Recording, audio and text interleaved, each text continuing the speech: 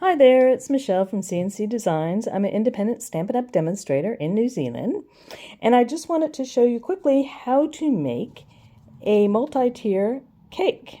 So this is a birthday cake I've made for my youngest 21st birthday, and you can make it with a little tea light. I've got it open at the bottom so I can get in there and turn the light on, the candle. I've also got it where the candle doesn't, the top doesn't attach, so I can just pull that off and do it that way if I want as well. So I'm just going to briefly show you how to make a cake like this. First of all, you need a tea light. They come in various sizes, shapes, colors. There's different heights there. You can even get them in glimmer. So go to your local store, find a tea light that you like. I use this size for my cake. And then you need to measure up the height of your tea light. So here in New Zealand we use centimeters, so that's about 2 centimeters, or you can use inches, so that's, I don't know, 3/4 of an inch, I guess. So measure that up. And if you're going to have anything on there, if you don't like the color of the tea light there, then you want to cut a strip that will be the go around the outside of your tea light. In the case of this one, I cut a longer strip so there's space to slide it into the top of the cake.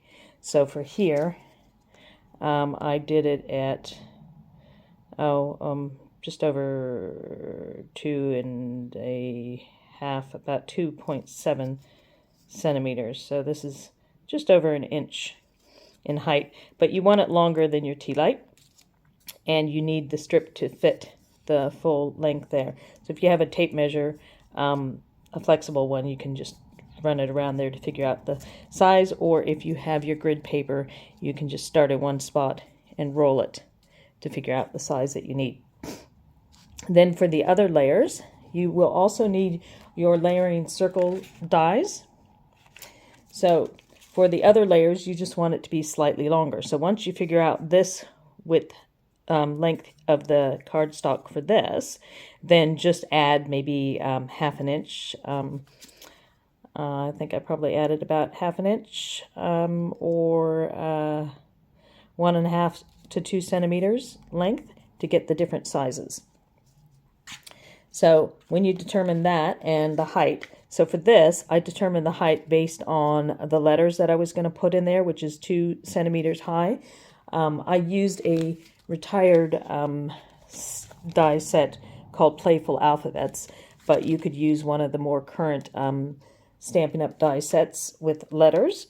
So figure out how high your letters are, and then that's how high you want your cake. You might want more white showing, so you could have had a taller cake than I did. I did it with 2 centimeters. I could have gone 3 centimeters and had a bit more white space showing.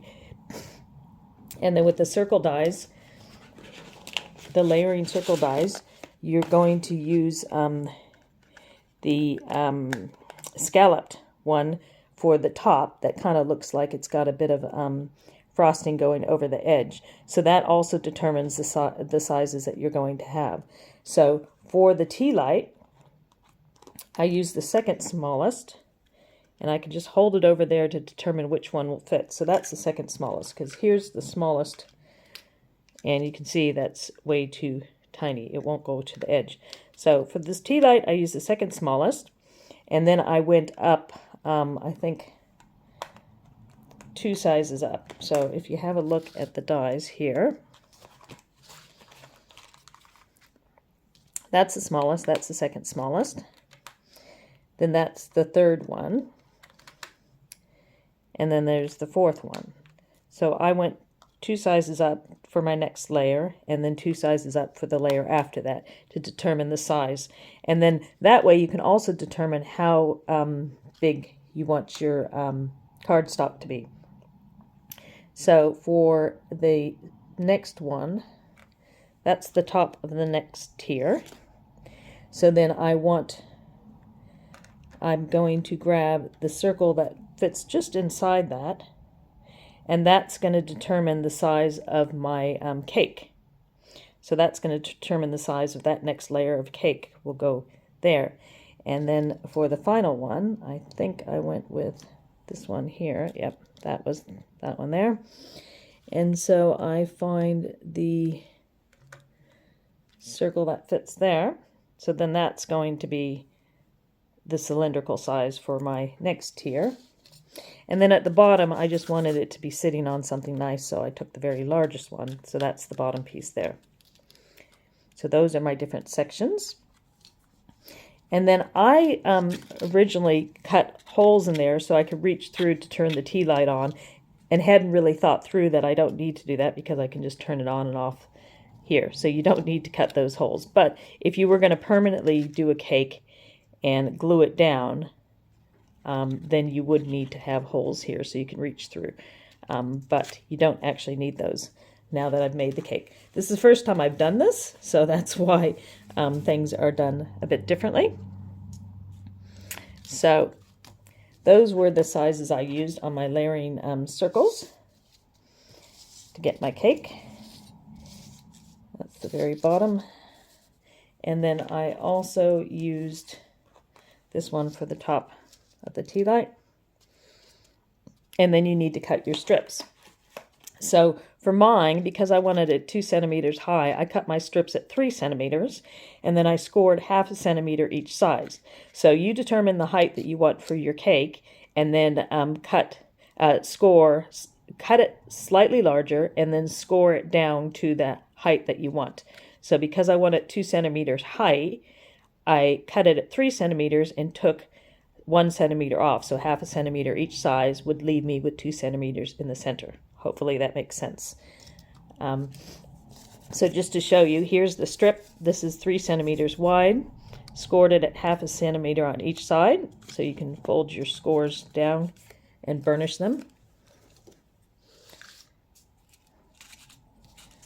So this is just going to show you an example. This isn't going to actually make it the size I want there. This was a scrap piece I got. So burnish on both sides of your score. So that actually makes it 2 centimeters, this part, and then I have the extra. You need the extra to be able to glue the top together. So before you do anything else, you then need to cut little strips, because if I curve this like this, you can see the top does not curve around. It doesn't curve very well because it's all straight. So you need to cut little triangles, and it'll allow it to curve. So I've already started doing that. If you have pinking shears, you could do that. I do have pinking shears, but they're for fabric only. But if you have any, zigzag scissors, you could just cut along there. Don't go beyond your score line. But the tip I have for you here is cut angles all the way up one direction, and then you can just come back in and finish off your triangle, cutting the angles that way. You could just, do there, but I find it easier just to go this way. So you just want to go right up to the score line, and I will show you how it comes together in a second.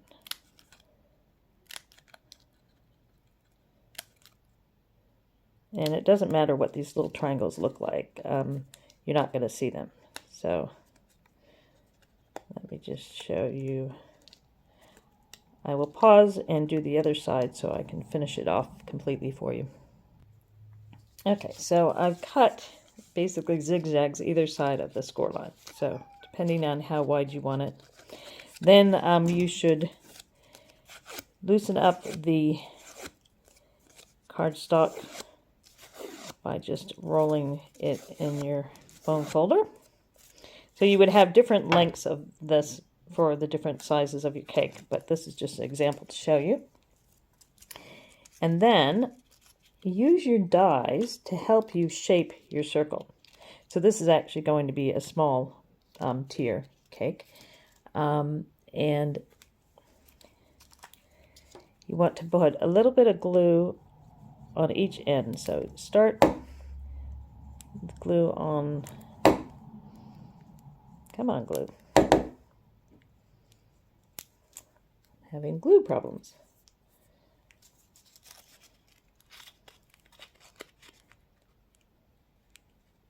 Okay, there we go. It's coming out now. So a bit of glue that on one side, and then you want to do it on the opposite side on the inside so they overlap just toward the end. And then use your dies to help you shape it. So first just kind of put it over quite small and then tuck it inside the die shape that you want, the size that you want. So like if I was doing the bigger one, I would put it inside this one.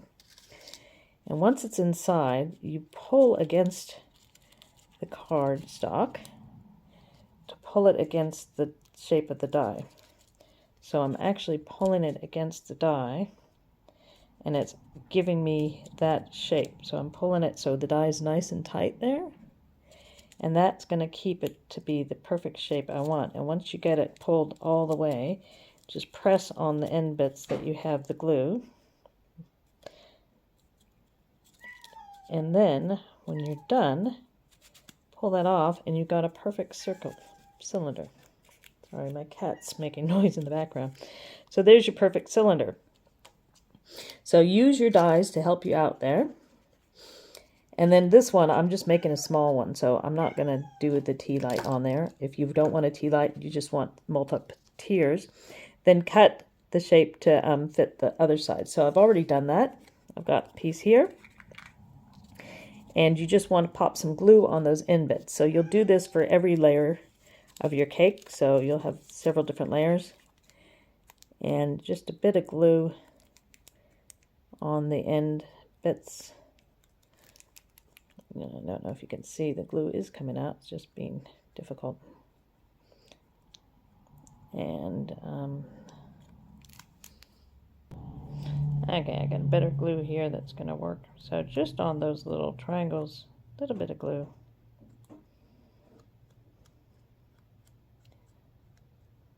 Okay, and then take what you want to be the top, stick it over there on the glue part, and then if you turn it over, you should be able to just to give it some pressure to make it stay.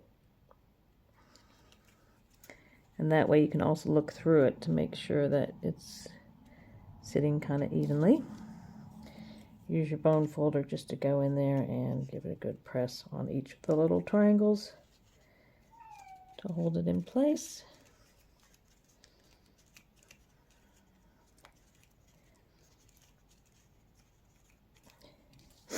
And there's your top layer for your cake.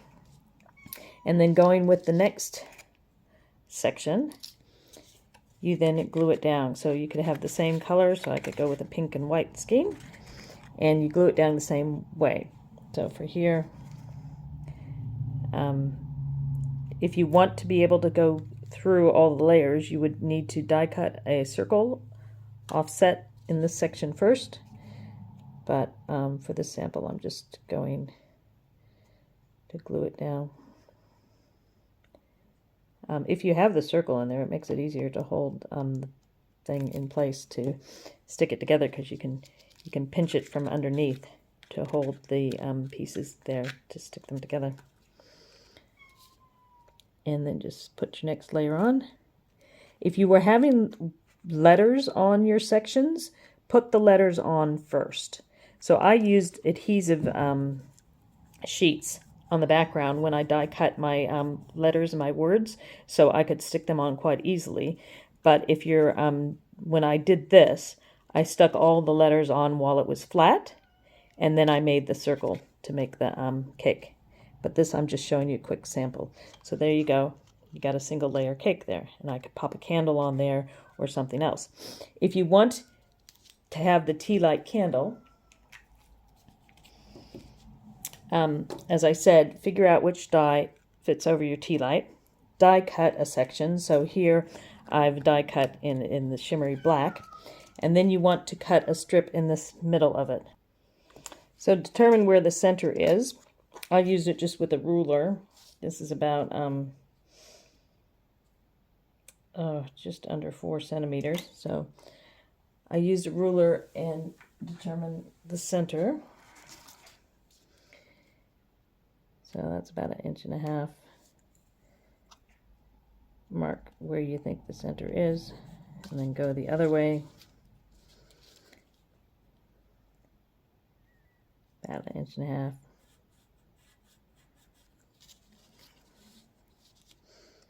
Yep. Basically try to find the center. The other way to find the center is to die cut in the paper, fold it one way and the other to find the center of your piece. Once you find the center, just do a little slit. So if you have a blade to use it, but I just use my snips because they're very sharp. So I just find the center and just do several straight lines through the center. I'll bring this up to the camera so you can see more in a second.